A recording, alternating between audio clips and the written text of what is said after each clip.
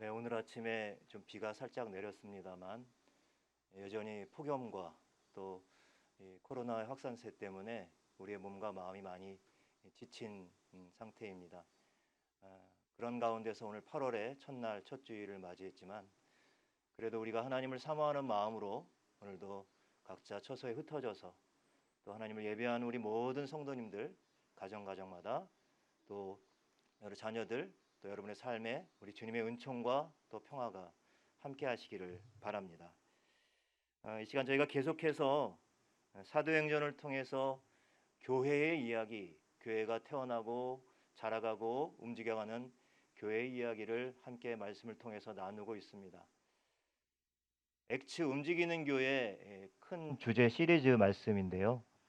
여러분 이 말씀들을 함께 나누고 들어가면서 가장 중요하게 우리가 생각해야 될 것은 바로 그 모든 교회를 움직이고 공동체의 사람들을 세워가고 또 그런 모든 일들 가운데 그 배후에 성령 하나님께서 역사하시고 함께 하시고 계시다고 하는 사실입니다. 이 사실 우리가 주목하면서 오늘도 하나님의 말씀 가운데 나아가도록 합니다. 오늘 엑츠 움직이는 교회 네 번째 주제의 말씀은 버린 돌에서 머릿돌로입니다. 지난 주일 사도행전 3장에서 우리가 이미 보았듯이 성전 미문 앞에서 날 때부터 걷지 못했던 한 장애인이 베드로와 요한을 만나면서 그가 내민 그 손을 붙들어 붙잡았을 때 그가 일어나 걷고 뛰고 성전으로 나아가며 하나님을 찬양하는 놀라운 기적의 사건을 우리가 들었습니다. 이 사건은 금방 많은 사람들에게 소문으로 퍼져갔고 이 사건을 보고 들은 사람들이 베드로와 요한을 찾아서 그의 말씀을 듣기 위해 몰려들기 시작했습니다. 그만큼 이 사건이 사람들의 이목을 끌기에 굉장히 대단하고 놀라운 사건이었기 때문이었겠죠. 그런데 자신들을 찾아온 그 말씀을 들으러 찾아온 사람들에게 베드로와 요한은 이렇게 말합니다. 이스라엘 사람들아, 이 일이 왜 놀랍게 여기느냐? 왜 우리를 주목하느냐라고 말하면서 이 장애인을 걷게 하고 다시 일어나게 하고 다시 회복시키시는 이는 우리가 아니다. 바로 죽음 가운데서 부활하시고 다시 사시고 그 능력을 우리 가운데 주시는 예수 그리스도다라고 하는 사실을 증언하고 있습니다. 여러분, 그러니까 이 장애인 한 사람이 그냥 회복하고 정상적인 삶으로 돌아온 것, 거기에서 끝나지 않았다는 것입니다. 그것을 넘어서서 바로 나사렛 예수가 죽음에서 다시 살아나셨고 우리의 주와 그리스도가 되셨다는 메시지를 당시 사람들에게 확실하게 증거하는 결정적인 계기가 되었다는 것이죠. 여러분, 우리가 이 땅에서 교회로 또 성도로 살아간다는 의미는 과연 무엇입니까? 그것은 바로 예수께서 우리의 주가 되시고 우리의 그리스도가 되심을 우리의 모든 삶을 통해서 증거하고 나타내는 것입니다. 이제 오늘 본문 말씀을 들여다봅니다. 바로 성전에서 소란 아닌 소란을 피웠던 그러한 베드로와 요한이 백성들에게 말씀을 전하고 있을 때 당시 유대교를 대표하는 사람들이 찾아와서 이 베드로와 요한을 잡아갑니다. 그들은 바로 제사장과 또 성전을 지키는 자들, 성전을 맡은 자들, 성전 수비대장이라고 하는데요. 그리고 주로 사두개인, 서기관과 같은 당시 종교 지도자들이었습니다. 여러분, 이들이 베드로와 요한을 잡아간 이유는 오늘 2절에 나와 있는데 예수 안에 죽은 자의 부활이 있다고 가르치고 전함을 이들이 싫어했기 때문이었습니다. 여러분, 생각해 보십시오. 자신들이 잡아 죽인 나사렛 예수가 다시 살아났다고, 게다가 그 부활의 능력이 다른 병자들을 일으켜 세운다고 전하는 이 사도들이 그 당시 유대교 지도자들에 의하면 얼마나 눈에 가시처럼 보였겠습니까? 게다가 그 사도들이 전하는 말씀을 듣고 사람들이 모인 숫자가 남자가 5천 명이었다. 예수님께서 벳세다 들녘에서 물고기 2마리와 보리떡 5개로 5천 명을 먹이신 사건이 딱 떠오르죠. 그만큼 대단한 규모, 대단한 대단한 사람들이, 대단히 많은 숫자가 베드로와 요한을 쫓았던 겁니다. 그러니 이러다가 혹시 어떤 혁명이 일어나는 것은 아닐까? 뒤집어지는 건 아닐까? 이런 어떤 위압감과 그런 위기감을 느꼈겠죠. 이들을 잡아간 다음 날 바로 당시 유대교의 가장 최고의 의결기관인 여러 종교 지도자들이 다 모이는 산헤드린 공의회, 이 공의회가 열리게 됩니다. 그래서 이 두 제자를 신문하기 시작합니다. 그들이 사도들을 재판 한가운데 놓고 한 첫 질문은 바로 이것입니다. 7절 후반부인데요. 너희가 무슨 권세와 누구의 이름으로 이 일을 행하느냐? 여러분, 이 질문을 좀 주목해 봐야 합니다. 여기서 이 일이란 바로 앞에 그 성전 미문에 앉아 있던 그 장애인을 요한과 베드로가 나사렛 예수 그리스도의 이름으로 일으켜 세운 일, 바로 그 일입니다. 이 질문을 두 사도에게 했던 당시 그 산헤드린 공의회, 종교 지도자들의 회의에 있었던 사람들의 속마음은 이런 것입니다. 베드로와 요한에게 너희가 뭔데 건방지게 내 구역에 들어와 있는 거야. 왜 이런 일을 하는 건데 누가 너희들에게 그런 자격을 주었지? 어디 한번 자격증을 한번 내놔봐라. 무슨 권세로, 무슨 권위로 이런 일을 하는 거냐라고 하는 이런 뜻이 담겨져 있습니다. 여러분 가만히 보세요. 이 질문을 하는 사람들의 그 표정과 그 말투가 한번 떠올려지지 않습니까? 이들에겐 처음부터 한평생 온전한 삶의 기회를 한 번도 얻지 못한 그 절망 속에서 살아온 장애인의 그 삶에 대해서 어떠한 연민도 그리고 어떠한 관심도 가지지 않았습니다. 그러니까 당연히 그러한 한 장애인이 회복되었다고 하는 그 사실에 대해서도 함께 기뻐할 수도 없었던 거죠. 영적인 소경이고 영적인 장애인이었어요. 단지 자신들의 권한을 침범받았다는 그 사실만으로 그것만 따지고 드는 것입니다. 너희들한테는 그럴 만한 자격이 없어. 당시 성전의 체제, 그 유대교의 종교가 얼마나 메마르고 사람들의 생명을 경시하고 있는지를 잘 알 수 있는 대목이죠. 단지 누구의 권세와 누구의 이름으로 어떤 자격으로 도대체 너희들이 이 일을 하느냐 이렇게 극박되고 그리고 겁박하는 것 외에는 그 한 영혼의 아픔을 살피고 연약한 자들을 돌보는 일에는 전혀 관심이 없었던 것입니다.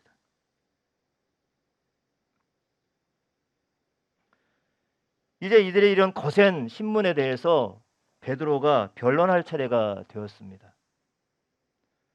근데 베드로의 분위기가 예전과는 너무나도 다릅니다.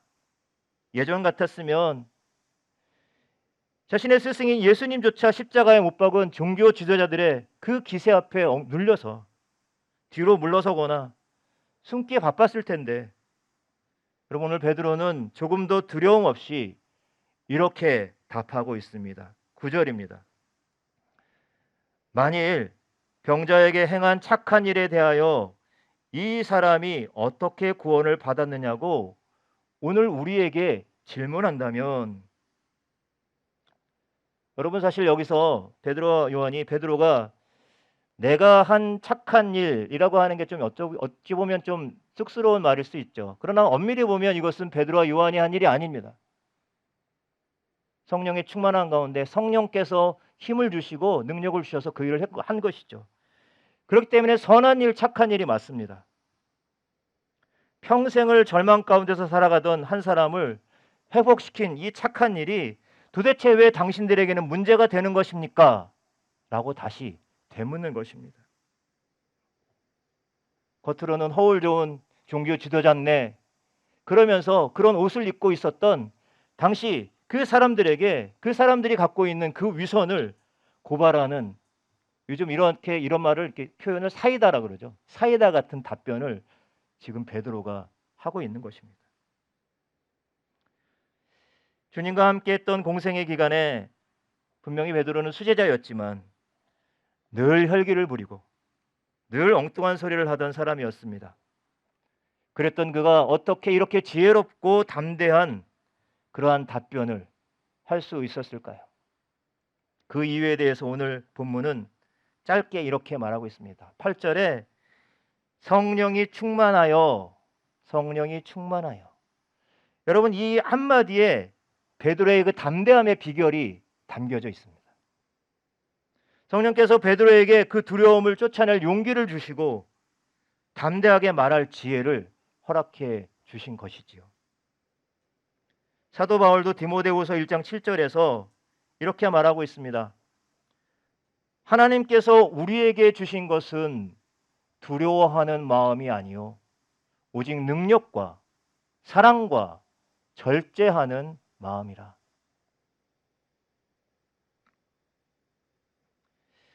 여러분, 요즘 참 어렵고 힘든 시기를 우리가 살아가고 있습니다. 불안이 엄습하고 어떤 두려움이 때때로 우리의 삶을 짓누릅니다. 여러분에게는 어떤 두려움이 있습니까? 사람에 대한 두려움, 어떤 일에 대한 두려움도 있겠죠.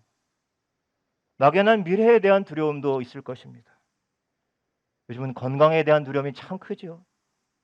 이런저런 다양한 두려움들이 우리의 삶을 흔들어 댈 때 여러분, 그 두려움을 이겨낼 용기를 주시는 성령님을 의지하는 저와 여러분들이 되시기를 바랍니다. 이렇게 성령의 능력으로 두려움을 이겨낸 사도 바울은 10절에서 이렇게 답변을 이어갑니다. 너희 모든 이스라엘 백성들은 알라. 너희가 십자가에 못 박고 하나님이 죽은 자 가운데서 살리신 나사렛 예수 그리스도의 이름으로 이 사람이 건강하게 되어 너희 앞에 섰느니라. 여러분, 이 정도가 되면 지금 누가 신문을 하고 누가 신문을 받고 있는지, 누가 피고이고 누가 원고인지 참 구별하기가 어렵습니다. 베드로와 요한을 신문하기 위한 자리가 오히려 지금 나사렛 예수 그리스도께서 다시 사시고 승천하시고 주와 그리스도가 되셨다는 사실을 역으로 증언하는 자리로 역전되고 있습니다. 그냥 협박하고 윽박질러서 예수님의 이름을, 예수 그리스도의 이름을 감추고 지우고자 했던 이 당시 종교 지도자들의 의도가 빗나가고 있습니다. 오히려 이 일을 통해서 예수 그리스도의 이름이 생생하게 사람들에게 증거되고 있습니다. 11절 말씀에서 베드로는 시편 118편 22절 23절의 말씀을 인용하면서 그의 담대한 증언을 이어갑니다. 시편 118편 22절 23절은 이렇게 되어 있습니다. 건축자의 버린 돌이 집 모퉁이의 머릿돌이 되었나니 이는 여호와께서 행한 것이요 우리의 눈에 기이한 바로다. 여러분, 건축자의 버린 돌이 무엇일까요? 고대 사회에서는 이 돌이 집을 짓는 데 매우 중요한 자재였습니다. 그래서 꼭 돌집이 아니더라도 집을 지을 때 이 돌이 많이 필요했습니다. 대개 이 건축가들은 집에 필요한 그 돌들을 손수 골랐는데요. 뭐 주춧돌을 쓸 돌, 구들장으로 쓸 돌, 디딤돌로 쓸 돌, 담을 쌓고 벽을 칠 때 쓸 돌, 뭐 이렇게 돌을 고르다가 다 고르고 나면 나머지는 쓸데없는 돌들은 그냥 버린 거예요. 뭐 이게 짱돌이라고 할까요? 이 돌들은 그냥 버려버렸어요. 그래서 팔레스타인들의 그 삶 속에서 대부분 가난한 서민들은 그렇게 이게 어떤 좋은 가문들에서 건축하고 남은 그런 버려진 돌들을 갖다가 집을 이렇게 쌓는데 사용했다고 합니다. 이렇게 건축자의 버린 돌이란 말은 쓸모없이 버려진 돌이란 뜻입니다. 오늘 시편 118편에서 시인은 자신이 이렇게 건축자의 버린 돌과 같은 현실 가운데 있었다고 고백합니다. 그런데 놀랍게도 하나님이 자신을 높여서 그 집의 가장 중요한 모퉁이의 머릿돌, 뭐 구석진의 돌이 아니라 집을 든든히 받드는, 그렇죠? 집의 토대를 이루는 큰 돌 삼아 주셨다고 노래하고 있는 것입니다. 바로 이 시편 118편의 시를 베드로가 인용하면서 예수가 이스라엘에게 쓸모없는 돌처럼 버림받아서 십자가에 죽었지만 하나님께서 예수 그리스도를 다시 살리셔서 하나님 나라 하늘 성전의 모퉁이의 머리털처럼 존귀한 존재가 되게 하셨다라고 이렇게 증언을 하고 있습니다. 베드로는 그의 서신서에서도 예수님을 사람에게서 버림받았으나 하나님께는 택하심을 입은 보배로운 산돌이라 이렇게 소개하고 있습니다. 여러분, 당시 사회에서 유대교의 종교 지도자들은 한마디로 이스라엘이라고 하는 민족과 공동체를 세워가는 일종의 건축가들과 같았습니다. 자신들이 최고의 전문가로 생각하는 그들 앞에 예수님이라는 가장 소중한 돌의 가치를, 그들 앞에 나타난 이 예수님이라는 가장 소중한 돌의 가치를 이들은 알지 못했습니다. 그래서 그냥 그 버린 돌처럼 예수님을 내팽개친 거죠. 십자가에 못 박아 죽게 했습니다. 그러나 하나님은 버린 돌 된 이 예수님을 다시 살리셨고 새로운 하나님 나라의 머릿돌로 삼아 주셨습니다. 믿지 않는 사람들은 이렇게 버린 돌을 집 모퉁이의 머릿돌로 삼으시는 하나님의 역사를 알지 못합니다. 그러나 우리가 예수 믿고 따르는 사람들이라면 당연히 바로 버린 돌을 가지고 집 모퉁이의 머릿돌로 삼으시는 하나님의 역사하심을 믿고 따르는 사람들입니다. 애굽에서 430년 동안 노예 생활을 했던 이스라엘 백성들은 그 오랜 기간 동안에 자신들은 버린 돌과 같은 존재라고 생각했었습니다. 그런데 하나님께서 그 버린 돌과 버려진 돌과 같은 이스라엘을 소중한 하나님 나라의 머릿돌로 삼고자 모세를 택하시고 모세를 통해 출애굽하게 하여서 가나안 땅으로 들어가게 하셨습니다. 여러분, 이 일을 위해서 이스라엘 백성들이 한 일은 아무것도 없어요. 오히려 때로는 불순종하고 엇나가는 삶을 살았어요. 이들을 구원하시고 이들을 하나님 나라의 머릿돌로 삼으신 것은 하나님의 전적인 은혜요, 전적인 택하심이었습니다. 여러분, 예수님의 제자들의 면면도 한번 떠올려 보십시오. 모두가 한결같이 버린 돌과 같은 초라한, 참으로 보잘것없는 변방의 사람들, 비주류의 사람들이었습니다. 만약에 예수님이 쓸모로 판단하셨다면 결코 택하지 않았을 존재들이었습니다. 그러나 예수님은 제자들을 쓸모로 택하지 않으셨습니다. 예수님은 그들을 생명을 내어줄 만큼 사랑할 존재로 택하셨습니다. 한 사람 한 사람을 하나님 나라를 세워갈 소중한 머릿돌로 삼으셨습니다. 그렇습니다. 여러분, 이처럼 성경은 수많은 버려진 돌과 같은 존재들을 오히려 소중히 여기시고 집 모퉁이의 머릿돌로 삼으시는 하나님의 은총의 역사인 줄로 믿습니다. 여러분, 이 역사는 그냥 과거의 역사로 끝나지 않습니다. 바로 지금 여기 저와 여러분 우리들에게도 계속되고 있습니다. 하나님은 버려진 돌과 같은 처지에 놓인 당신의 자녀들을 절대로 그냥 버려두거나 포기하지 않으십니다. 반드시 하나님 나라의 소중한 머릿돌로 삼아 주십니다. 여러분, 저와 여러분 우리들도 한때 버려진 돌과 같은 사람들이었습니다. 여러분, 하나님이 만약 우리를 쓸모로만 보셨다면 우리는 절대로 선택받지 못했을 사람들입니다. 하지만 하나님은 우리를 쓸모로 보지 않으시고 사랑할 존재로 택하여 주셨습니다. 여러분, 이 사실을 믿으십니까?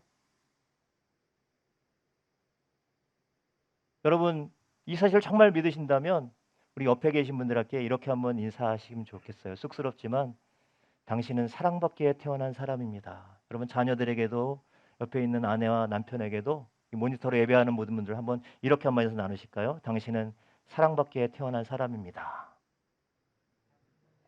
예. 정말 그렇습니다. 저와 여러분은 하나님의 사랑을 받기에 태어난 사람들입니다.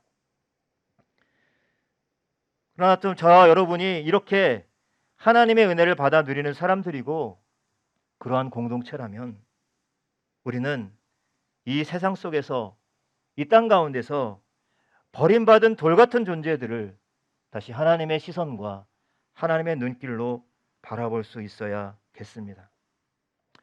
지난주일 우리가 본문을 통해서 살펴보았지만 날 때부터 걷지 못한 한 장애인 역시 성전 미문 앞에 버려진 돌과 같은 존재였어요. 그런데 아무도 그를 주목하여 바라보지 않았죠. 그런데 그를 성령께서 베드로와 요한을 통해서 주목하셨습니다. 오른손을 잡아 일으켜 세워주심으로 결국 그 장애인을 하나님 나라의 증인이라는 소중한 머릿돌과 같은 존재로 만들어 주셨습니다. 여러분, 세상에는 내 마음에 들지 않는 사람도 많고 때로는 도무지 받아들이기 어려운 사람도 참 많이 있습니다. 되게 이런 사람은 가까이 있습니다. 멀리 있으면 좋겠는데 항상 가까이 있습니다. 그런 사람들이 가까이 있으면 자꾸 불행하게 느껴지죠. 그러나 여러분, 우리가 바로 예수 그리스도를 믿고 따르는 사람들이라면 그럼에도 불구하고 어떤 존재도 우리는 함부로 포기하고 버리지 말아야 할 것입니다. 우리가 가끔 과일을 먹을 때요, 썩거나 상한 부분이 있죠. 요즘 맛있는 과일이 뭡니까? 요즘 복숭아가 많이 나오는데요. 복숭아도 이렇게 보면 흠이 있거나 썩은 부분이 있잖아요. 그럼 여러분 버리십니까? 버리시는 분들은 돈이 많으신 분들이고요. 예, 조금씩 그 흠을 파서 그래서 상한 부분을 먹죠. 우리들의 관계도 마찬가지입니다. 우리들은 조금씩은 조금 문제가 있고 또 허물이 있는 존재들입니다. 그 문제와 허물들을 우리가 사랑으로 안고 품어가야 합니다. 물론 잘못된 부분들을 항상 그대로 두자는 이야기가 아니죠.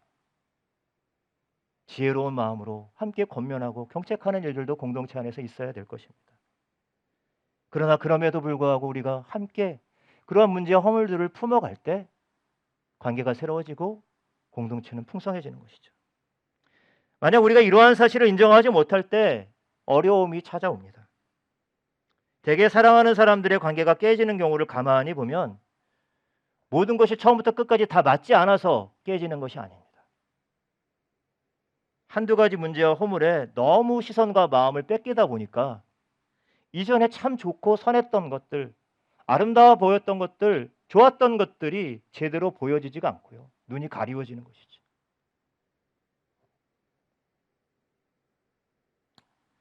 여러분, 하나님이 버린 돌과 같은 저와 여러분을 집 모퉁이의 머릿돌과 같은 소중한 존재로 바라봐 주시고 받아들여 주신 뜻이 여기에 있습니다. 바로 저와 여러분, 우리들로 하여금 우리가 살아가는 공동체 안팎에 버려진 것 같은 존재들, 그러한 사람들에게 관심을 가지고 살피고 찾아가서 손 내밀고 일으켜 세워주라는 것입니다. 그래서 오늘 저와 여러분이 이 교회가 여기에 있는 것입니다. 그래서 그들도 하나님 나라의 소중한 머릿돌과 같은 존재가 될 수 있다는 것을 힘있게 전하고 알리라는 것이죠. 물론 우리의 힘만으로는 부족합니다. 아니, 불가능합니다. 우리는 너무 이기적이어서 우리 자신을 초월해서 누군가를 소중히 여기고 버려진 돌과 같은 존재를 정말로 머릿돌과 같은 존재로 내 안에 받아들인다는 것은 너무나도 어렵습니다. 그래서 우리는 도움이 필요합니다. 그러기에 오늘 베드로는 오늘 본문 저희가 읽었던 본문 말씀 12절 마지막에서 마침표를 찍듯이 이렇게 말하고 있습니다. 다른 이로서는 구원을 받을 수 없나니 천하 사람 중에 구원을 받을 만한 다른 이름을 우리에게 주신 일이 없느니라 하였더라. 사실 여러분 이 12절 말씀만 딱 떼어서 읽어보면 그냥 우리가 예수 이름으로만 구원받을 수 있다, 이런 어떤 교리적인 그러한 어떤 논증, 교리를 수호하기 위한 그러한 말씀으로 이렇게 받아들이고 이해하고 넘어가기가 쉬운데요. 물론 틀린 말은 아니겠습니다만 단지 이 구절은 이 구절만 딱 떼어서 어떤 교리를 수호하기 위해서 주어진 말씀이 아닙니다. 오늘 본문의 전체적인 맥락에서 살펴보면 하나님이 이 세상에 버린 돌과 같았던 예수 그리스도를 다시 살리시고 그 예수 그리스도의 이름에 세상 사람들을 구원할 권세를 주셨다는 것이죠. 성전의 권세도 아니고 어떤 유력한 종교 지도자들의 권세도 아니고 심지어 그 병자들을 일으켜 세웠던 베드로와 요한도 아니에요. 오직 예수의 이름의 권세만이 그 버린 돌과 같은 존재를 일으켜 세워 집 모퉁이에 머릿돌 삼을 수 있다는 담대한 선언입니다. 성도 여러분, 이렇게 예수 그리스도의 이름의 권세를 의지하여 살아가는 사람은 어떠한 상황 가운데서도 평안하고 담대할 수 있습니다. 여전히 성령께서 우리를 붙잡고 인도해 주시기 때문이죠. 그러므로 오늘도 어떤 두려움과 또 평안을 잃어가고 불안 가운데 살아갈 때 오늘도 우리 주 예수 그리스도의 권세와 능력을 힘입어 살아가는 저와 여러분들이 되시기를 바랍니다. 또한 그래서 버린 돌과 같이 세상에 버려진 이들을 또 기억하고 그들도 하나님 나라의 소중한 머릿돌이 될 수 있도록 주목하고 바라보고 손잡아 일으켜 세워주시는 주님의 손과 발로 살아갈 수 있는 저와 여러분, 우리 높은 뜻 섬기는 교회 공동체가 되기를 간절히 축복합니다. 기도하겠습니다. 하나님 아버지, 요즘 우리가 살아가는 삶의 자리가 참 무기력하고 이런저런 불안이 일상화되어가는 세상 속에 살아가고 있습니다. 불쑥불쑥 많은 두려움들이 밀려옵니다. 때로는 우리 자신이 험한 세상에 버려진 돌처럼 느껴지는 순간이 찾아올 때도 있습니다. 하나님, 우리를 불쌍히 여겨주시고 그러한 순간에도 성령님 우리를 굳게 붙잡아 일으켜 세워 주시옵소서. 그래서 하나님 나라의 복음의 삶을 담대히 살아가는 아름다운 머릿돌로 삼아 주시옵소서. 또한 우리들의 시선과 우리들의 마음이 하나님의 눈길과 시선을 닮아 이 땅 가운데 버려진 돌과 같은 이들에게 향하여 찾아가고 나아가고 그들에게 손 내밀어 이렇게 세우는 그러한 성도와 교회가 되게 하여 주시옵소서. 예수님의 이름으로 기도드립니다. 아멘.